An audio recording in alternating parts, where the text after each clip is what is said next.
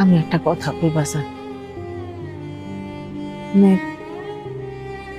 সংসার করতে গেলে একটু আধটু এমন হয়, সেইগুলো ধইরা বসে থাকলে তো চলবো না বাজান, তাহলে গায়ের মধ্যে বসা যাইব। আমি কই কি, রাগ অভিমান সবকিছু ভুলিয়া গিয়া তুই বৌমারে ফিরে নিয়ে আয় বাপ।